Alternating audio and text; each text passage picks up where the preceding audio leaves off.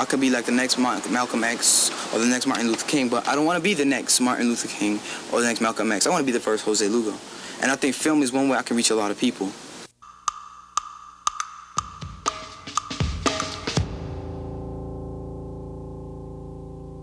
If I was to do a film about Pat Buchanan, you know what I'm saying? Kind of like, I would make it very ironic, you know what I'm saying?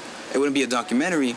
It'd kind of be someone, it wouldn't even be, his name wouldn't be Pat Buchanan, it'd be something else, but people would know I'm talking about him. And kind of like, oh yeah, you know, he doesn't like immigrants, and all of a sudden he has a flashback and he remembers when his parents came from Ireland or whatever, you know what I'm saying, as immigrants, and how hard it was for them or whatever. On a hot, sunny mid-August afternoon, these teens are spending the day inside. Students in an unusual classroom. The lesson, politics and the mass media. This is the YWCA's Youth Voice Collaborative, and these teens are part of its biggest project ever, Campaign 96. They're heading to San Diego next week to make their voice heard. They're being given a chance to go to both political conventions, where they will act as reporters. They will actually file stories in a number of newspapers and broadcast outlets. It is very important for y'all to be well informed before you go to the conventions. It is not just enough to show up there and say, hey, I'm here, I'm a youth, listen to me, I'm going to voice my concerns. If you're going to voice your concerns, you have to voice something. You have to be prepared to make a statement. And in order to develop that statement, you have to be well informed ahead of time. Well, I did some research on Pat Buchanan, and this is what I found. He said, at one of his campaign rallies, he said, I'll build that security fence and we'll close it. I will put a security fence on that border along the 200 miles where they cross in the thousands on weekends, and that will stop it cold. That will stop the masses of illegal immigration cold. Buchanan picked up a rifle in his hand, and he looked across the border with that rifle in his hand, and he said, this is what I have for you, Jose. Eoi. And today, we say to Pat Buchanan, this is what we have for you, Pat Buchanan. My name is José Lugo. I'm 17 years old, and I'm from Hyde Park, Massachusetts.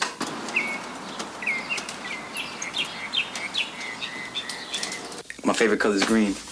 Like I said, even my deodorant thing is green. CDs, let me see. This is mine and my brother's. Don't let no one know I actually like Beethoven. And I have merengue, I have Cypress Hill. I got everything. I even got the Lion King, Batman Forever, you know. I keep up to date with my music, you know. My little brother gave me this car, so, you know, I gotta keep it there. Cool. But, let me see. Like I said, everything here has a story. I mean, like I said, I love movies. Put this down. Yeah, you know, got Pulp Fiction on my wall. You can tell I'm not gay. I love women. But all the girls are pretty much here. You know, and I have, you know, there's a CK ad, Cindy Crawford. My little brother says, because I like green and because I always get a whole bunch of girls' numbers, he got me this.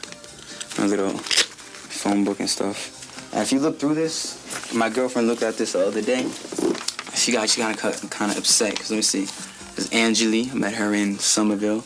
Anna Marie from Latin Academy, Aurelis from Lawrence, Alana from Lawrence. I gotta put a star next to her name. I put stars next to every girl that I get their number. I put a star next to them because, I mean, it's like, I can always say, yo, I could have had that. You know what I'm saying? So, you know, naturally girls get mad at me when they look at this. You know, there's Jasmine, there's Jessica, there's another Jessica. It's Katrina, Kamara, Katisha, and Karen. Try saying that 5 times fast. Believe it or not, I was going out with this girl, Melissa, and her sister, Lisa, was kicking it to me. So I started talking to her and her sister Tammy started kicking it to me, but Tammy was going out with my best friend, JC. And she said, I don't want to be with JC, I want to be with you. So in the end, I said, you know, forget them all, because I think they were just being hoochies or whatever. I don't like that. I actually treat ladies with respect. I'm not one of those that's just like trying to get them in bed. You know, and my boys were all the same. That's why my whole crew is called Profile. Pure, romantic, original, fly, infamous Latino excitement. So, no, I'm not conceited, I'm just confident. My mom hates this picture. I don't know if you can see it, it's kind of dusty. I took this at school. That's my boy JC. You really can't see it. My boy Max took it. He has a gun to my head. And he had put it to my head. I was like, yo, if you're gonna do it, I put it down under my chin. I mean, it's a fake gun and everything, but that's just the way I am. It's like, yo, if you're gonna put a gun to me, you better kill me or I'm coming back.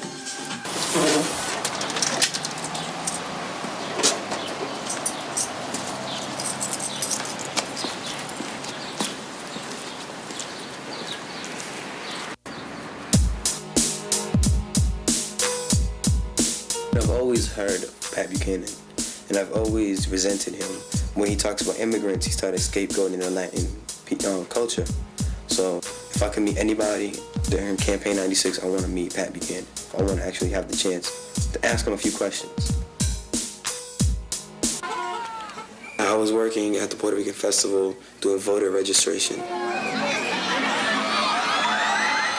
There's food, there's music, there's fun, there's games, it's summertime, there's girls, everything was there. The Puerto Rican Festival is pretty much like a unity type festival.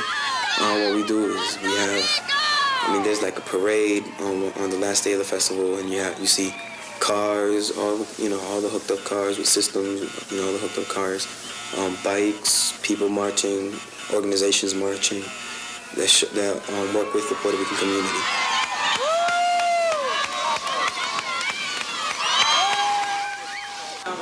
Hopefully someday me and him will match up and just make some movies together, one way or the other. Even if he goes across country to another filming school, and I go to this filming school, when we finally make it up there, like the Hughes brothers did it, we could team up and make some films, you know what I'm saying? The reason I want to do film, one of the main reasons, is to reach people. Cut. Okay, you gotta do it over. Okay, I gotta do it over. You gotta do it over. Okay, I gotta do it over. Now, loosen up a little. Look like you're dead. Okay. Now, struggle once. No, you can be a little more loose than that. Okay, get into character. You just got stabbed. It hurts like hell. You want to get to a hospital.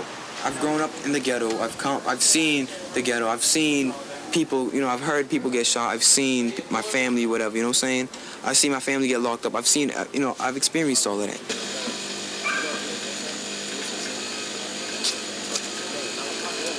I don't plan on falling into cocaine and ODing, and I don't plan on getting AIDS, and I don't plan on, running with a gang to ruin my life, and that sure as hell don't plan on just being another statistic. It's not about I want it, but I can't get it. No, it's like I want to be a filmmaker, I will be a filmmaker. My kid can be proud of me, not that my father dropped out. No, my father is a filmmaker. Or my father, he had a dream and he achieved it. That's Logan Airport on our way to the Republican National Convention in San Diego.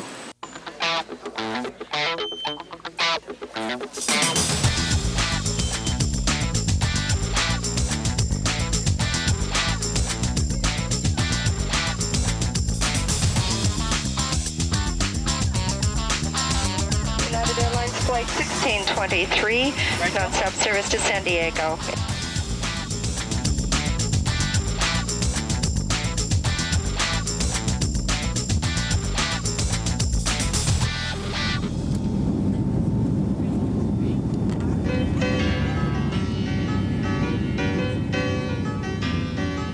Among the 14,000 journalists covering the Republican National Convention in San Diego is a group of teenagers from Boston.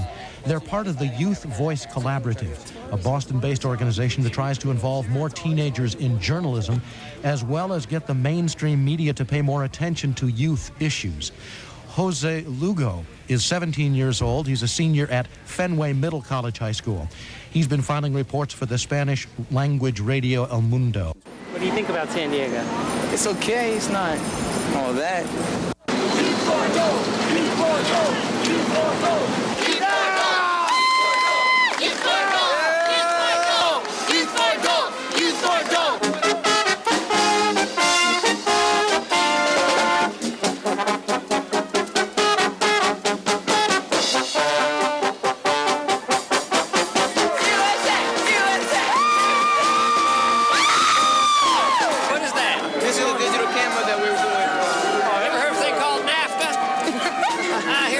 Sound right now. Come on. Let's get a bunch of people on their stuff. Sony, made in the good old U.S. Japan.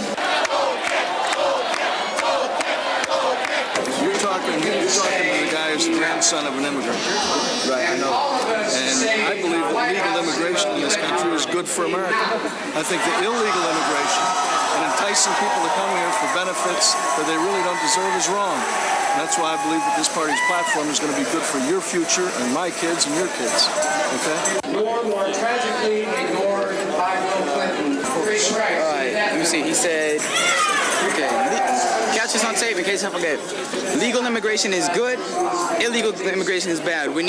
That's why he believes the Republican platform on immigration is correct. He was a grandson of an immigrant, and he believes if you come in here legally, then you should be entitled to education, welfare, whatever. If you come in here illegally, you're not entitled to anything, which in a way makes sense. He didn't ask him about Proposition 187. He kind of avoided it. He just kept stressing the fact that he was an immigrant. So, yeah. There are consequences. Right. Not excuses. I think Pat Buchanan is the only candidate that is a true patriot. He's the only candidate that will really put us on the right track to preserve our national sovereignty, to preserve the values that our country was founded on, to preserve our Constitution. There's a lot at stake here. At 7 p.m. we're going to have a thing on Patrick Buchanan movements and what it's about, because we consider Patrick Buchanan a fascism, that we'll never turn our back on that guy, because that's what we did before with Hitler. We turned our back. We thought he was crazy. Really? Okay, Jose, the first thing... By the time we got to the hotel, I was like, well, it's now or never, I was like, damn, he's going to speak at the hotel I'm staying at, this is my chance. So hopefully you'll have a chance to hear his speech. And yeah, if I hear his speech, I can try to get you some... can react to something he said. Yeah. Now, I still think, of all of the things he said about immigration, I still think the most relevant and most amusing here is there's too many Josés. He said that a lot of times. What do you think he's going to think when he sees you? He's going to think I'm a minority Republican that's named Jose. All three of them, huh? Yeah. Whose parents were illegal immigrants and we got rich off drug money, and now we're supporting him. That's kind of really stretching it, huh? Ooh, it's kind of tight. Take the shirt underneath. Should I? Well, yeah, this is kind of, oh my God. I look about as Republican as I'm gonna get, all right? That's plenty Republican. All right. All right, want to try your question one more time? My question, let me think, oh my God. Oh my God! Oh, I can't believe you're seeing this, man. Do you remember the very first day when you came and you interviewed for this? Yeah, I remember. Interviewed for this? What did we do? What did I do? I don't have no idea. No, come on, we did a role play. I asked everybody for their interview to do a role play. And who did you choose to speak to? I chose to speak to Patrick Buchanan. And what did you say at that time? I asked him about his positions on immigration, and he said something about there's too many Josés or whatever. Young man, I don't think you understand. I am not concerned about the opinion of people who don't belong in this country. There are people, your name is Jose, right? There are too many Josés around this country. That is the problem. These people don't belong in this country. They should not be here. I'm concerned about the people that are rightful citizens of this country. I'd like to say you caught that on tape, right? And this tape will be distributed, and people will know for a fact how biased you are towards me. That's the first thing. The second thing is, yes, I am a United States citizen, but if you trace your roots, you have come back from Ireland or England or Spain or what have you. You are an immigrant too. Hey, Mr. Buchanan, how you doing? Hi, how are you, son? Fine, Mr. Buchanan, my name is José Lugo. Hi, Jose, good to see you. It's not, hi. Yeah. Listen, I always wondered, you've been very, anti-illegal immigrant and stuff, and, can you give me a little more information about that? I haven't had the opportunity to hear you speak. No? Dead end. Damn. Dead end. Well, you want to ask something that's going to require a response. Okay, should we try it again? I am drawing a blank. I can't believe it. I was able to interview Oliver North, and I cannot interview Pat Buchanan. There you go. I don't believe this. You can do it. You can do it. Yeah. Talk to him, quick. Should we try it again? Yeah, I need a question, one solid question, man. Okay, just one solid question that I can keep repeating in my head. I want to go up there and straight out hard hitting. Why are you so anti-immigration, et cetera, Why do you scapegoat the Hispanic population, et cetera, I can't do it in this setting. Mr. Buchanan, it's been stated. It was just so overwhelming that I was like, I didn't know what to do. And then I was just like, what if I screw up? And then I started doubting myself. Which is probably the worst thing you can do to yourself, is doubt yourself. Scapegoating Hispanic population, Latino supporter, message of support. Message Message of support for, what was the rest of it? Oh my God. It's been stated in the press that you, Mr. Buchanan, it's been stated in the press that you scapegoat the Hispanic population. Mr. Buchanan, it's been stated in the press that you scapegoat the Hispanic population. Oh my God. Yo, you guys wouldn't be mad if I just saw him and just kind of like hit him, right? We're going in. Going in. Okay. Are you gonna try going in with us? Yeah, I'll try.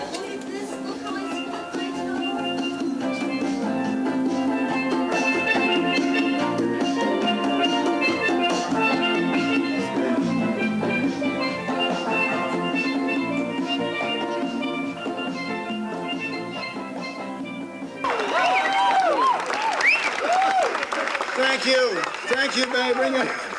Thank you, and thank you all very much for coming out here. It has been a marvelous and great campaign that we fought here. You know, and I know I told you, Haley, I was not invited to speak. Haley Barber said we had a 15-second sound bite inside a video, not in prime time. And I said, Haley, you know, that's barely enough time to declare a cultural war, let alone talk about one. I felt like a wolf in sheep's clothing. Listen to me, folks. The fight to restore America's lost sovereignty and get us out of this dismal New World Order is not over. It's going to be renewed. It's going to be renewed. It's going to be continued as long as I've got breath in me, my friends. And now let me just say, in the words of an old Scottish ballad, it says, "Now I lay me down to bleed a while, then I shall rise to fight again." Thank you.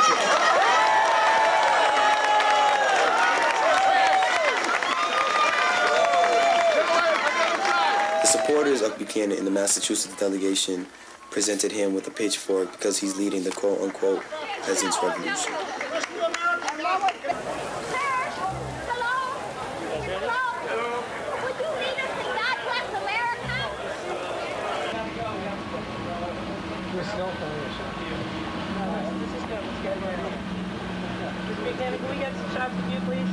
Hey, Mr. Buchanan, how you doing? I'm fine. Listen, you like my hero, man. I mean, I love, that was a great speech. But I have one problem that the press keeps saying that you keep scapegoating a whole bunch of people. No, you don't. Let me tell you about the press. I was in the press for 10 years. Don't believe everything you read and don't believe everything they say. Good meeting you. All right. Take care. If you want to know... Oh, well. We got to get to another commitment. All right, man. Thanks anyways. Hey, got to push it. Second part. Yeah. She got the still. Oh, my God. Yo, I got to get this shit off, man. I shook the guy's hand. That needs some antibacterial soap. I think I see him. Just let me look. Yeah. Yo, man, this is the kind of thing I want to burn. You guys gonna get off the property? Yeah. All right. We're out of here. To all my dockers, man. Let's go for a quick swim and cool down. Cool down, man? Only if Pat Buchanan was in there, I'd have to drown his ass. You guys do not know how much I hate that motherfucker. You do not know. Oh, you did good work. Yeah, right. Hold on, let me fix my boot. I gotta get comfortable. Now I can be the real me, the real Puerto Rican me. I can be the immigrant me now. Now I can show off my brown skin. I'm sorry, I gotta... Yeah, I was really, I couldn't handle it. It was beyond words.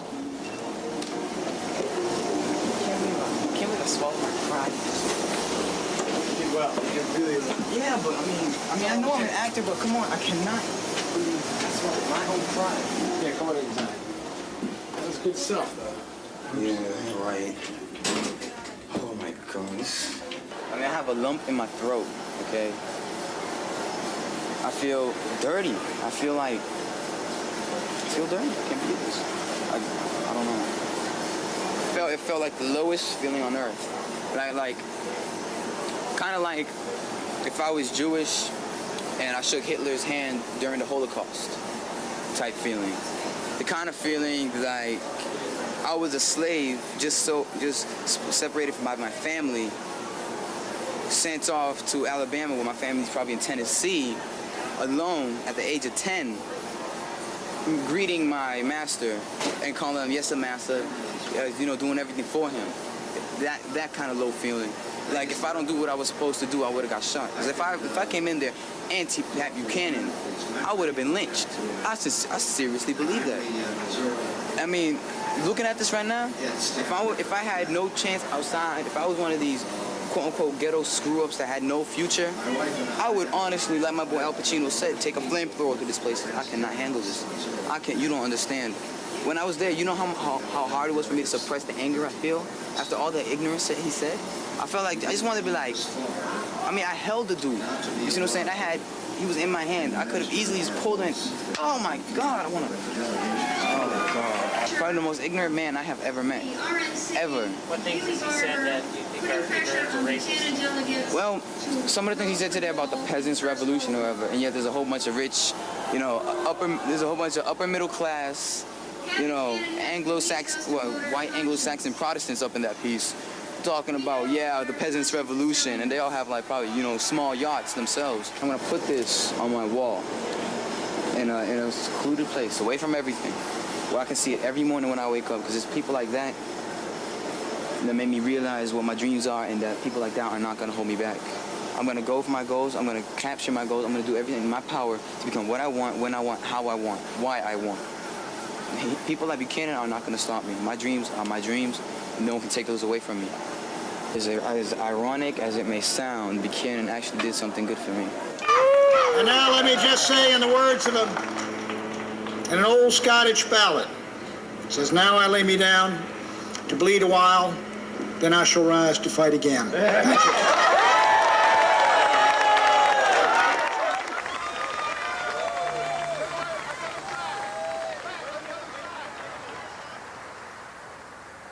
As soon as I got home, I realized that it didn't matter that he brushed me off. All that mattered is that I approached it. I never thought I'd have the chance to go to San Diego for the Republican National Convention. I didn't think I would have the chance to meet somebody who was declaring a cultural war on my people. After I met Pat Buchanan, I realized how much I grew and how much I matured. I could have easily taken it as a negative and let that dictate the rest of my life, but I chose to take it as a positive. If I took it on a negative, Pat would have won. So I won this round, Pat.